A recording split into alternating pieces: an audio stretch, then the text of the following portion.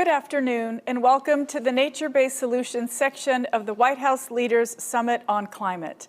I'm pleased to be leading this session from the homelands of the Anacostan and Piscataway people, as we discuss how to increase global ambition to address the climate crisis. In this session, we'll focus on the role of nature in keeping the goals of the Paris Agreement within reach. The impacts of greenhouse gas pollution from extreme storms and intense heat to sea level rise are having a devastating effect on our lands and oceans. At the same time, nature provides us with solutions to the climate crisis. Achieving net zero by 2050 will not be possible without nature. I learned my deep respect for the natural world from my dad, who always took me and my siblings outside to enjoy the outdoors, and even more profoundly in my grandparents' cornfield on the Pueblo of Laguna, where I learned how interconnected the world is. The food we ate came from the plants we grew, which relied on the sun and the water from the river, and the river relied on snow in the mountains during winter. It was a lesson on how even the worms we were picking off the corn are connected in this natural system that supports all life.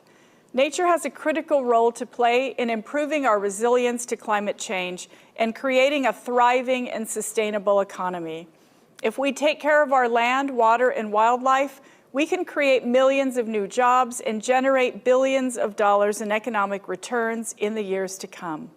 We know that healthy forests capture carbon and lock it away, that the ocean absorbs heat from human-caused warming, that wetlands create natural barriers to more frequent and intense storms, and that our communities rely on the resources from our earth to thrive. The Biden-Harris administration believes that addressing climate change is not only a challenge, but also an opportunity to set our world on a path toward equity and prosperity. I'll share just a few examples of how we're committed to doing our part to promote natural climate solutions at home and globally. We're providing $34 million through a National Coastal Resilience Fund to support natural approaches to resilience through the National Oceanic and Atmospheric Administration and other public and private partners. Funded projects will restore ecosystems such as coral reefs and coastal wetlands to protect communities from climate impacts, with engagement from community members, including in tribal, territorial, and historically underserved communities. We're getting started on the President's commitment to conserve 30% of lands and waters in the United States by 2030. This begins with engaging state, local, tribal, and territorial officials, fishers, farmers, ranchers, foresters, private landowners, and other key stakeholders in shaping an inclusive and inspiring conservation vision that benefits all people internationally. We're supporting partnerships like USAID's Natural Infrastructure for Water Security Initiative with Peru and Canada, which works with water utilities to promote investments in natural infrastructure, ancestral water management systems, and human capital to increase the stability and predictability of water supplies. We are accelerating public and private investment in natural climate solutions through USAID, which will conserve, manage, and restore forests and other lands to meet Paris Agreement targets and increase global investments and new programs in Brazil, Colombia, Peru, Mexico, India, and Indonesia. We are supportive of proposals to protect the Southern Ocean through the 3 Marine Protected Area proposals under the Convention for the Conservation of Antarctic Marine Living Resources. And as you heard earlier today from our counterparts in the United Kingdom, we're launching the LEAF Coalition that will contribute more than $1 billion to tropical forest protection to help achieve net zero emissions globally by 2050.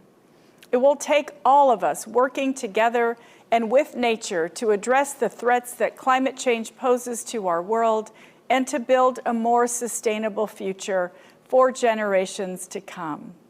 It's now my honor to introduce the panelists who will be participating in our discussion on how each of our countries is working to support nature-based solutions.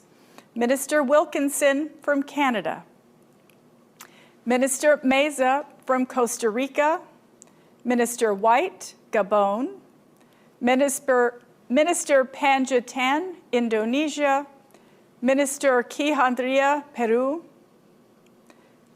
Minister Joubert, Seychelles, General Coordinator Tuntiak Katan with the Global Alliance of Territorial Communities, Archana Sorang, member UN SG's Youth Advisory Group on Climate Change. We're very pleased to have all of you here to help us consider what a net zero, fully resilient world will look like in 2050. We are also looking forward to your insights and perspectives on what we must do by 2030 to make net zero possible and how your countries have already implemented nature-based solutions.